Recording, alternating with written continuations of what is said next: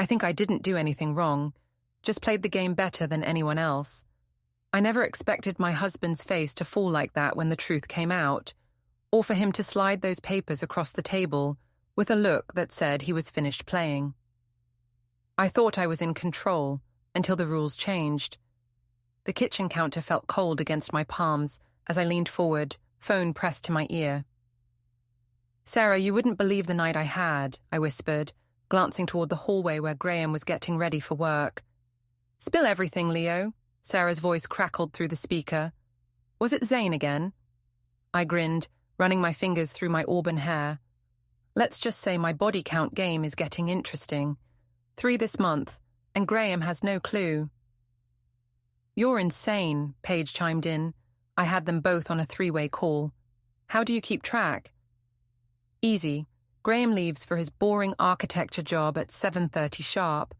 I hit Pure Pulse Gym at 9, and Zane's always there for his morning shift." I twisted my wedding ring absently. It's like taking candy from a baby. Graham appeared in the doorway, his brown hair still damp from the shower. His blue eyes looked tired, distant. "Who's on the phone this early?" "Just the girls planning our brunch," I said, covering the speaker. "You know how Sarah gets about reservations." He nodded, grabbing his coffee mug from the counter. "I'll be late tonight. Client meeting ran over to dinner." "Again?" I let irritation creep into my voice. "Mia has that school presentation tomorrow." Before we dive deeper into this story, I have one small request. Please subscribe, drop a like, comment, and hit that hype button to boost this channel so more people can discover these incredible stories. "I know. I'll make it up to her this weekend." Graham's voice was flat, mechanical. He kissed my forehead without really looking at me. After he left, I returned to my call.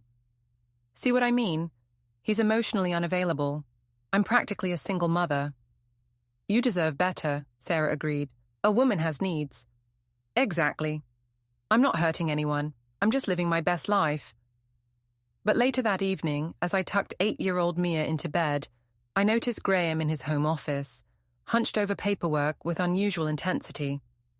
Phone bills were spread across his desk. "Daddy looks sad," Mia whispered. "He's just tired from work, sweetheart." I smoothed her blonde hair. "Everything's fine." Through the office doorway, I watched Graham highlight something on a phone statement.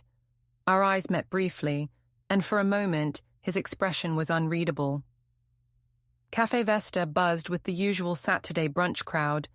I slid into the corner booth where Sarah and Paige were already nursing mimosas, their faces eager for gossip. "So," Sarah leaned forward, her red lipstick perfect despite the early hour. "Tell us about this Zane situation. Are you actually keeping score?" I laughed, pulling out my phone. "Look, I'm not proud of it, but I'm winning at something for once. Graham treats me like a roommate. Zane makes me feel alive." "How many times this week?" Paige asked, her eyes wide. 4, and he's 29, so his stamina is... I trailed off as Graham appeared beside our table, his face pale. "Hi, ladies," he said quietly. "Mind if I join you?" The table fell silent. Sarah recovered first. "Graham, we didn't expect to see you here." "I was picking up Mia's birthday cake from the bakery next door." He gestured toward the window where our daughter pressed her face against the glass, waving. "Thought I'd say hello." "How sweet," Paige said with barely concealed sarcasm. "Leo was just telling us about her new fitness routine." Graham's jaw tightened almost imperceptibly. "The gym routine, right. You should try it sometime," Sarah added with a smirk, "though I guess Leo prefers going alone. More focused that way." I watched Graham's knuckles whiten as he gripped the back of an empty chair. "I'm sure she does." "Graham, you're making this weird," I said, forcing a laugh. "We're just having girl talk." "Of course," he straightened. "I'll let you get back to your scoring system." After he left, Sarah burst into giggles. "Did you see his face? He totally knows something." "He knows nothing," I insisted, but my confidence wavered. "He's just being paranoid." That afternoon at Pure Pulse Gym, I found Zane restocking weights in the free weight section. His dark hair was pulled back, sweat glistening on his forearms. "Hey, beautiful," he grinned, looking up from the dumbbells. "Ready for our usual workout?" "Actually, we need to be more careful," I said, glancing around nervously. "Graham's acting suspicious." Zane shrugged. "So, you said yourself he doesn't pay attention to you." "He's paying attention now." I moved closer, lowering my voice. "Maybe we should cool it for a while." "Come on, Leo. Don't let him ruin our fun." Zane's hand brushed mine as he handed me a water bottle. "You're the one who said this was just a game." Before I could respond, I spotted a familiar figure near the gym entrance. Janice, Graham's mother, stood by the reception desk, her silver hair perfectly styled, her sharp eyes scanning the room. When she saw me with Zane, her expression hardened. "Shit," I muttered. "What?" Zane followed my gaze. "Nothing, I have to go." But Janice was already walking toward us, her heels clicking against the rubber flooring. "Leocadia," she said coolly. "I didn't expect to find you here." "Hi, Janice, just getting my workout in." I stepped away from Zane, but the damage was done. "I can see that." Her eyes flicked between us. "Graham mentioned you've been very dedicated to your fitness lately." "A healthy body is a healthy mind," I replied, hating how defensive I sounded. "Indeed." Janice's smile was razor-sharp. "I'm sure Graham appreciates your commitment to self-improvement." After she left, Zane whistled low. "That woman does not like you." "The feeling's mutual." But my hands were shaking as I gathered my things. That evening, Graham was unusually quiet during dinner. Mia chatted about her day while he pushed food around his plate, lost in thought. "Earth to Daddy," Mia giggled. "I asked if you liked my drawing." "Sorry, sweetheart, it's beautiful." He smiled at her, but when he looked at me, his expression went blank. Later, as I was getting ready for bed, my phone buzzed with a text from Zane. "Last night was wild. Can't wait to do it again." I quickly deleted it, but when I looked up, Graham was standing in the bathroom doorway watching me. "Everything okay?" he asked. "Just Sarah being dramatic about her dating life." I slipped the phone into my nightstand drawer. "You know how she gets." Graham nodded slowly. "Yeah, I know exactly how she gets." The next Saturday, I orchestrated another brunch at Cafe Vesta, this time inviting my mother, Marta, along with Sarah and Paige. I wanted witnesses for what I had planned. "Graham's been so paranoid lately," I announced once our mimosas arrived. "Yesterday, he asked to see my phone. Can you believe that?" "That's controlling behavior," my mother said, her dark eyes flashing with indignation. "You're a grown woman, Leocadia. You don't need his permission to live your life." "Exactly," Sarah agreed. "What's next? Tracking your every move?" When Graham arrived, I'd texted him about a family emergency. He found us in full gossip mode. His face fell when he realized he'd been tricked. "Sit down, honey," I said sweetly, patting the empty chair beside me. "We were just discussing your trust issues." "My what?" Graham's voice was carefully controlled. "The way you've been checking up on me," I continued, enjoying the attention. "It's not healthy in a marriage." Paige jumped in. "Leo was telling us how you went through her gym bag looking for... what was it again?" "Evidence of an affair," I said with a laugh. "Can you imagine? As if I have time for that between work and taking care of Mia." Graham sat down slowly, his hands clasped tightly in his lap. "I never went through your gym bag, Leo." "Oh, right. It was my car. Or was it my purse?" I waved dismissively. "The point is, this jealousy thing is getting out of hand." My mother leaned forward. "Graham, dear, I know you love my daughter, but smothering her isn't the answer. She needs space to be herself." "Space," Graham repeated quietly. "Right." Sarah giggled into her mimosa. "Maybe you should take up a hobby, Graham. Something to keep you busy while Leo's at the gym." "Or working late," Paige added with a meaningful look. I watched Graham's face carefully, expecting him to crack, to defend himself, to give me the reaction I wanted. Instead, he pulled out his phone and made a note. What are you writing? I asked, suddenly uneasy, just reminding myself to pick up Mia's prescription. He looked up at me with an expression I couldn't read. You know how forgetful I've been lately. The conversation continued, but something had shifted. Graham participated minimally, answering questions with single words, his attention seemingly elsewhere. When Tyler, my younger brother, arrived late and tried to change the subject to sports, Graham barely acknowledged him. You're being rude, I hissed when the others were distracted. Am I? Graham's voice was so quiet only I could hear. I'm just taking notes on how a loving wife should behave. Very educational. Before I could respond, he stood up. I need to use the restroom. He left his phone on the table. For a moment, I considered looking at it, but Tyler was watching me with a frown. Leo, what's really going on? My brother asked quietly. Nothing. Graham's just being dramatic. He doesn't look dramatic. He looks defeated. When Graham returned, he placed a cafe receipt next to my plate. On the back, in his neat handwriting, were the words, "Game over soon." What's this supposed to mean? I demanded. Just keeping track, he said with a smile that didn't reach his eyes. You understand about keeping score, right? The table fell silent. Even Sarah looked uncomfortable. I think we should go, my mother said finally. As we gathered our things, Graham helped Mia with her coat, whispering something that made her giggle. For a moment, watching them together, I felt a strange pang in my chest. But then Zane texted me about meeting up later, and the feeling passed. Graham's behavior grew stranger over the next few weeks. He started taking phone calls in his car, speaking in hushed tones I couldn't overhear.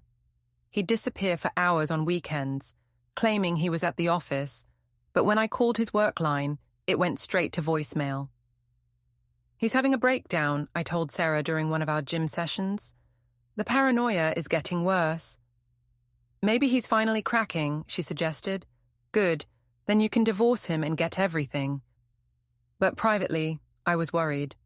Graham had stopped asking about my schedule, stopped questioning my late nights. The accusations and jealous behavior I'd been complaining about had simply stopped.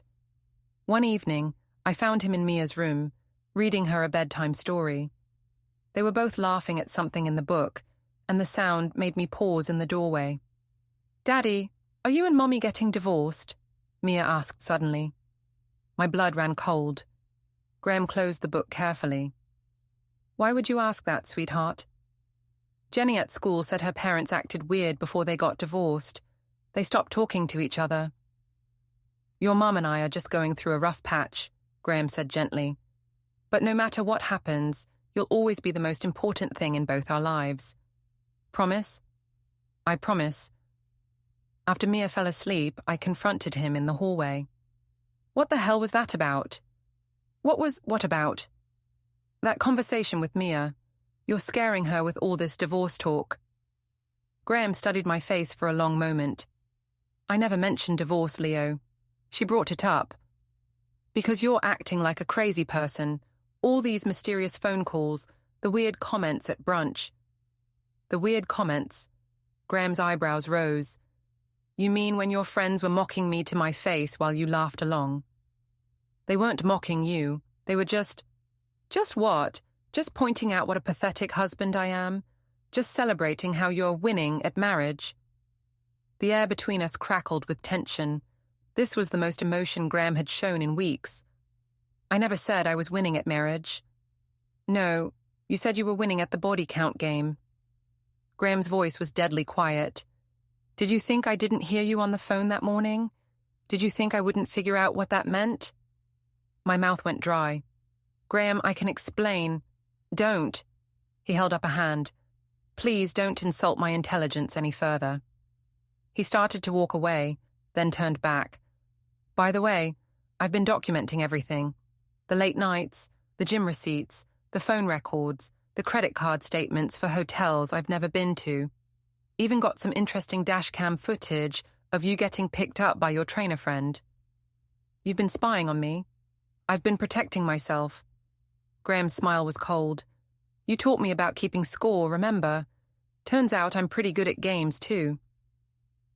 That night, I lay awake staring at the ceiling while Graham slept peacefully beside me. For the first time in months, I felt afraid. The end came on a Tuesday morning. I was getting ready for work when Graham asked me to sit down at the kitchen table. "We need to talk," he said, placing a thick manila folder in front of me. "I'm going to be late." "No, you're not." His voice was calm, almost gentle. "I called your office, told them you had a family emergency." My hands trembled as I opened the folder.